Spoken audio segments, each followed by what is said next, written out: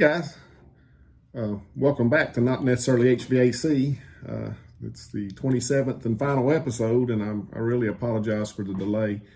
Just had way too much stuff going on. Right after I published the last video, my house actually sold and closed really quick. I lived over on a lake here in northeast Tennessee that the dam had been leaking, so they'd been repairing it for about the past 7 years. So I didn't want to sell my home during that period of time because of the obvious loss of value. So once the lake came back, which was this year, I put it on the market and sold it, and it sold real fast. So it was kind of a surprise, and I had to get out of it. Got that done. Got Mom moved into the new house here that we've been watching being built. I think Missy probably wound up with the COVID somewhere right around that time, so had a little bit of quarantine time going on there. And then I had a eye problem. I had a detached retina in my right eye and had to have surgery on that. After surgery, they put a bubble in it and really couldn't see all of it for almost 10 weeks. And at the end of that time, I can see through it now, but it's cloudy because the gas bubble created a cataract in my lens. So they're going to go in and work on that next week. So it's always something. In the meantime, I've been trying to take care of all the HVAC stuff that's going on. But I finally got settled in here, got my computer hooked back up, and couldn't really find much footage. Actually, I think it was still all on the GoPro from the final episode there. So I've got it pieced together best I can. Mom's living there. She loves it. We had her first Thanksgiving there in it recently, and looking forward to having Christmas there with her. So thanks for the patience. I've got some message from some of you guys worried about me. I apologize. Like I say, it's just been a crazy time, like I guess all of us have had the last couple of years. So without further ado, here's the final episode of Not Necessarily HVAC. Okay, one of the last things electrically I need to do in here is get the smoke and carbon monoxide detectors in. One of the earlier videos when we were roughing it in, somebody commented about using the 12 gauge wire, said it would be rough to use. Should have used 14. Well, the reason I used 12 is I had to buy 250 feet of it to do the three-way switches anyway, and B, some localities won't even allow you to use 14 gauge wire in a house around here anymore. So it's best. I mean, it's easy to bend that up in that big box. I just have to put 3 wire nuts on this little pigtail, cram it up in there, and then of course this part's hanging out, plugs into the back of the detector, and it just snaps in. So easy peasy. I'll get this one in. This is the last one. And then I'm going to jump down and start touching up these baseboards and getting it finished up in here.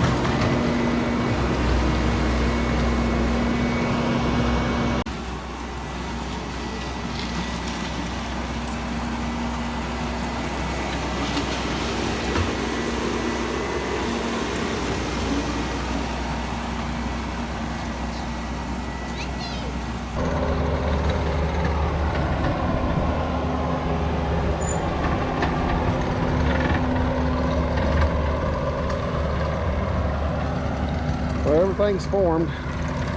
He's smoothing out the gravel now. We had to wait till the day before the quarry could bring any. Everybody's busy. Calling for storms all week, so he may try to start this about 5 o'clock in the morning and try to beat the rain. I'll let you know. Well, it's 5:30 a.m. Looks like it's going to be a beautiful day for a concrete pour.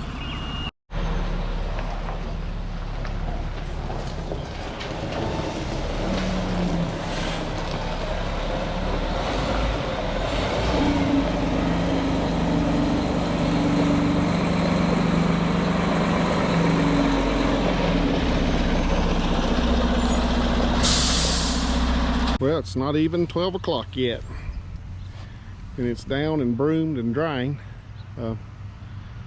They will come back about 3 o'clock and saw the control joints and then spray a sealer on it. But probably stay off of it about a week before we start driving on it. But they should make a lot better driveway than that old asphalt thing that held water.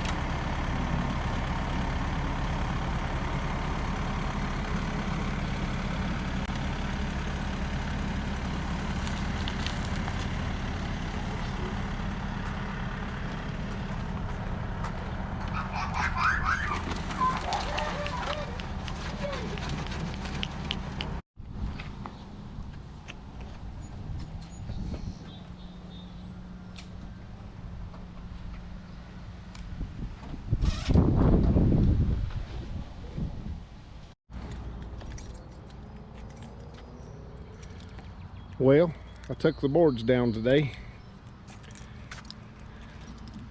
put the mailbox back up, but that's the first time a vehicle's been on this driveway. Missy will get to come home soon and try hers out, so we're real close. Going to start cleaning up the house tomorrow on the inside, get ready to start moving stuff. I'll still have to sow the yard and work on the planters and things like that, but for the construction part, it's pretty much over. I got a shower rod to put up there, and then just one of those thin liners to put on it so they can take a shower until they decide on their, you know, what kind of curtains and stuff they want for their showers. Little sister and my nephew came by yesterday and started cleaning on the windows. They got the blinds pushed up, so they was working on those. Got the hardwire on the cabinets in here. I used chrome to match the chrome faucet and the chrome trim on the washer and dryer. Of course, same thing in here. She got the shower and the tub cleaned up. Got the hardwire on this guy. So what I have left is 9 pools in here in the kitchen, using that kind of hardwire on the kitchen. It's satin nickel, so it matches the faucet, plus kind of goes with the stainless steel. What I'm going to do now is these 9 drawers, got 3 in each stack, and got to drill 2 holes in each one. And I was concerned about getting everything you know, nice and lined up, making a mistake, drilling a hole in the wrong place, something like that. So what I did, I had this this is like almost like balsa wood. It's just a little thin luan. It was actually on those pallets of the flooring when I bought it. So I kept it there at the shop. I just hadn't had time to go to the dump with it yet. But I went by and got it this morning, and I can cut it with my big insulation shears. So that was pretty good. But what I've done, I've laid it out. This is what I use to do all the actual ones on the door. You just actually set it on the door and hold it up against it, and it, you know, gets you perfect every time. But basically, I've got that same center to center here, and I tested it to make sure by putting the pull on. So what I'll do is use this template to lay right in here. Go ahead. This outside door. It'll just lay right into the drawer here, and I mean that way it can't move much. And I can drill these 2 holes, and then I've got another piece that I haven't drilled the holes in yet, that I'm actually going to use that piece to do it. It'll lay in down here, and I'll be able to drill these 3 drawers. They're 24 inches wide, and when I get through with that, I can't get that out now. That's pretty nice though. I might just leave that. Looked like an old 70s station wagon. But at any rate, when I get through with this wide set of drawers, I'll move to the next widest set and basically cut both edges off and do those 3 drawers.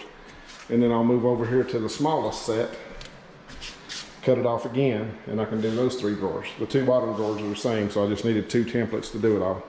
So I'll grab my knife and pry that template out of that drawer, get its 2 holes put in, and get these lace pulls put on, so I'll be done in here except for some cleanup. These handles come with 2 different length screws, but unfortunately I need one just a little bit shorter than this one because it won't go up in the handle very far because of the slim nature of how they're made there.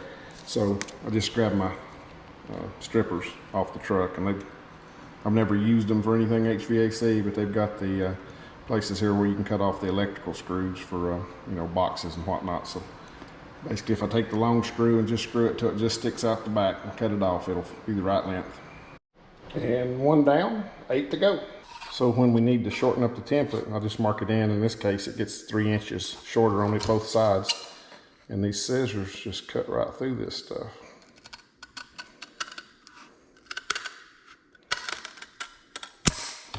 Yet it's still more rigid than cardboard and holds your bit better. So I'll cut off the big one and get that next set of drawers done. And that completes the cabinet pulls. So I just need to kind of get all this other supplies and junk out of here. Got stuff to clean the floor with there, and they can start moving their stuff. Of course, this door was originally going to be in a laundry room and I wasn't going to worry about it, but now that it's open to the rest of the house because of the redesign, I wanted to put some kind of a blind over it. And you know, they make mini blinds, but they, you know, you can anchor them at the bottom, but they still flop and everything when you open the door. But they also make this thing that fits over the door frame or the glass frame and just snaps in, kind of like a filter grill. And I like it. It's less than $100. You got your blinds. You know, it feels like kind of almost like the ones that's in the glass because it's behind glass. And then you can also, of course, raise them up and down. So I didn't even know they made such a thing. So this probably should be the last episode of Not Necessarily HVAC. Again, I'm gonna build barn doors for both bedroom closets, but I'm just gonna do that at my leisure. I've got a lot of irons in the fire right now. I've got to get some other stuff done right quick, but they can move in, and you know, they got places to put their clothing and everything, so it'll just be a matter of not having a closet door for a week or 2 before I can get all my other stuff caught up. But I appreciate you all watching these, what, 27 or so episodes. Never thought it was going to be this big of a project or take this long, but I guess when you're doing it in your spare time, everything takes a lot longer than you think. But thanks for watching, and we'll catch you on the next one.